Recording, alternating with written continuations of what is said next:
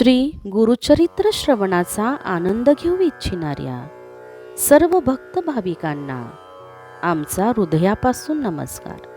सर्वांनी शांतपणे बसून डोळे मिटून एकाग्र चित्ताने या श्रवणाचा आनंद घ्यावा ही नम्र विनंती.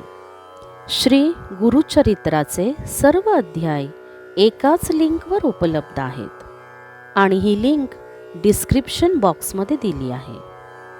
अध्याय 28.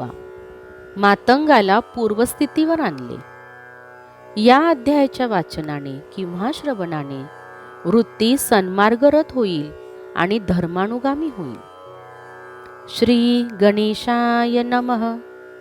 सिद्ध म्हणाला, नामधारका, मातंगाने श्री गुरूंना प्रश्न केला, स्वामी, मला कोणत्या दूषित कर्मामुळे हीनगती प्राप्त झाली? श्री गुरूंनी त्याला नीचगती प्राप्त होण्यास कोणकोणती पापे कारणीभूत होतात ते सांगितले. कोणत्या दुष्कर्मांमुळे कोणते रोग होतात त्यावर विवेचन केले. त्रिविक्रम भारती लक्षपूर्वक ऐकत होता. तो म्हणाला, ही माहिती थक्क करणारी आहे. जे ऐकतील ते दुष्कर्म करण्यास कधीही प्रवृत्त होणार नाहीत. पण एखाद्याकडून चुकून पाप घडले तर त्याची निष्कृती कशी होणार? श्री गुरु म्हणाले, ज्या मनुष्याला केलेल्या कुकर्माबद्दल खरोखरच पश्चाताप वाटतो त्याचे पाप संपून जळून जाते.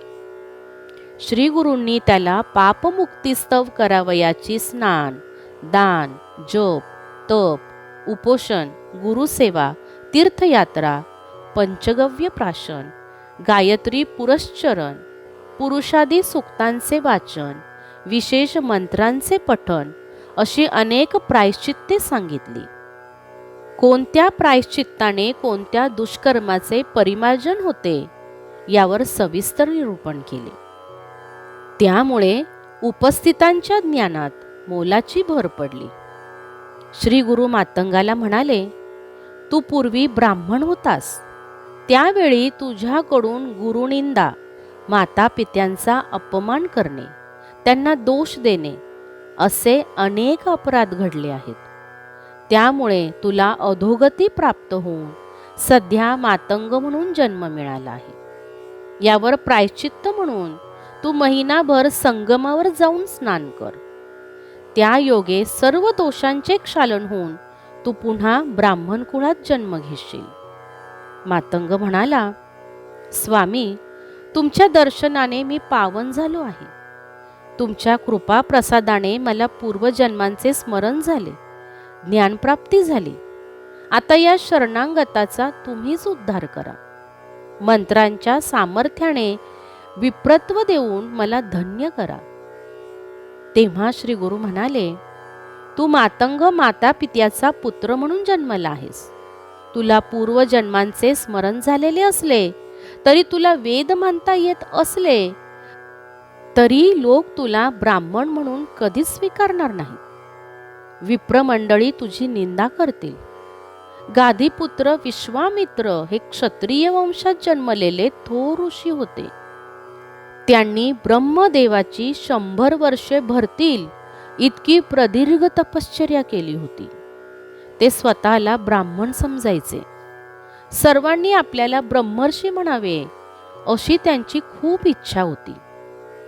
पण ऋषी कुळाचे अध्वर्यू असलेले वसिष्ठ यांनी मान्यता दिल्याशिवाय ती पदवी जगमान्य होणार नव्हती. विश्वामित्रांनी वसिष्ठांची भेट घेतली आणि म्हणाले, मी खूप तपश्चर्या केली आहे. आपण मला ब्रह्मर्षी म्हणा. वसिष्ठांनी उत्तर दिले, आपण क्षत्रिय कुलोत्पन्न आहात. शास्त्राने क्षत्रियांना तपश्चर्येसाठी मान्यता दिलेली नाही. मग तुम्हाला ब्रह्मर्षी कसे म्हणणार? म्हणून तुम्ही ब्राह्मण ज्ञातीत जन्म घ्या.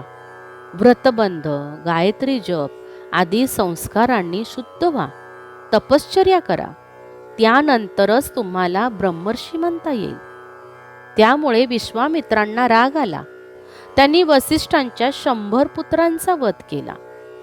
एके दिवशी रागाच्या भरात हातात मोठी शिळा घेऊन ते वसिष्ठांना ठार करण्याच्या हेतूने गेले होते.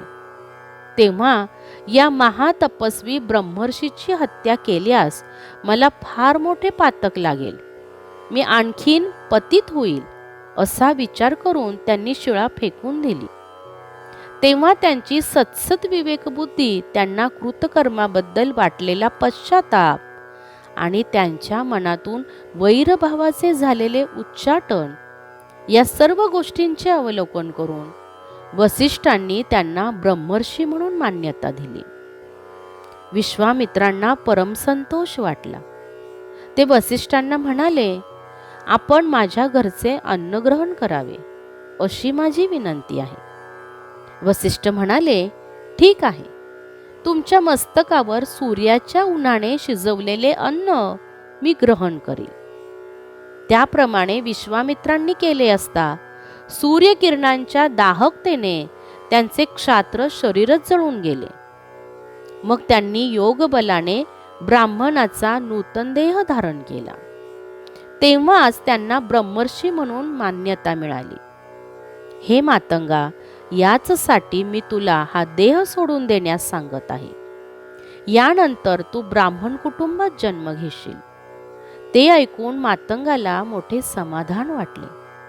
पण प्राप्त झालेले ज्ञान आणि विद्वत्तेचे सुख यामुळे त्याला आपण पुन्हा त्या जातीत परत जावे हे काही पटेना. मी ब्राह्मण आहे, मला घरी जायला सांगू नका, मी आपल्या चरणांशीच राहील असा त्याने हट्टच धरला.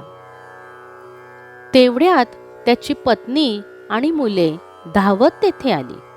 पत्नी म्हणाली, माझ्या पतीला अपस्माराची व्याधी आहे. बराच वेळ झाला तरी ते घरी आले नाहीत, म्हणून चिंता वाटल्याने आम्ही त्यांना शोधित येथे आलो आहेत. ती त्याच्यापाशी जाऊ लागली. तेव्हा तो संतापून म्हणाला, खबरदार पुढे येशील तर, मी ब्राह्मण आहे, मला शिवण्याचे धाडस करू नकोस. मंडळींनी तिला घडलेला सर्व प्रकार सांगितला. तेव्हा ती दुःखाने हंबरडा फोडून म्हणाली, स्वामी महाराज, हे काय विपरीत घडले. माझा पती दुरावला, मी काय करू, माझ्या मुलाबाळांना कसे पोसू. मी अनाथ झाले, आता जगून काय करू. तिचे रडणे ऐकून श्री गुरूंना कळवळा आला. ते मातंगाला म्हणाले, अरे असे काय करतोस.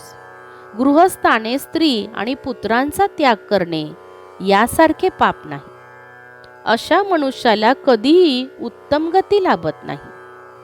तू घरी परत जा. तेव्हा तो म्हणाला, स्वामी, ज्ञानप्राप्ती झाल्यावर मी ज्ञातिभ्रष्ट कसा होऊ. श्री गुरूंनी ओळखले, हा असा ऐकणार नाही. त्यांनी आपल्या शिष्यांना गावातून एखाद्या लोभी ब्राह्मणाला बोलावून आणण्यास सांगितले. त्यांच्या सूचनेनुसार शिष्यांनी व्यापार करणाऱ्या एका धनासक्त ब्राह्मणास तेथे आणले.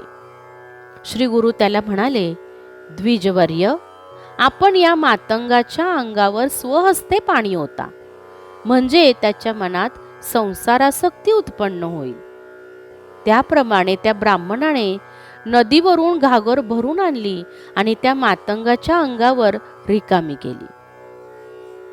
त्या पाण्याने श्री गुरूंनी प्रोक्षण केलेले अभिमंत्रित भस्म धुवून गेले आणि त्या योगे त्याचे जातीस्मरणही निघून गेले. आपल्या पत्नीला आणि मुलांना पाहताच तो त्यांच्यापाशी धावत गेला आणि म्हणाला, मी येथे कसा आलो. तुम्ही येथे कशासाठी आलात, मला काहीच कळत नाही. तो पुरता गोंधळून गेला होता. आपल्या कुटुंबासह तसाच घरी गेला. समक्ष घडलेला हा सर्व प्रकार पाहून लोकांना मोठे नवल वाटत होते. श्री गुरूंची लीला अगाध आहे असे म्हणत ते आपापल्या कामाला गेले. त्रिविक्रम भारतीला त्याविषयी अधिक जाणून घेण्याची उत्सुकता होती. त्याने विचारले, बाबा रे, भस्माच्या प्रभावामुळे त्याला दिव्य ज्ञान आणि पूर्वजन्मींचे स्मरण झाले होते. त्याचे पाण्याने क्षालन करताच त्याला त्या गोष्टींची विस्मृती झाली. तेव्हा त्रिविक्रम भारती म्हणाला, स्वामी, भस्माचे महात्म्य खरोखरच थोर आहे. कृपा करून त्याविषयी सविस्तर सांगा. येथे अध्याय 28 समाप्त होत आहे. यापुढील कथा आपण अध्याय 29 यामध्ये ऐकणार आहोत. श्री गुरुदेव दत्त. श्री गुरुदेव दत्त.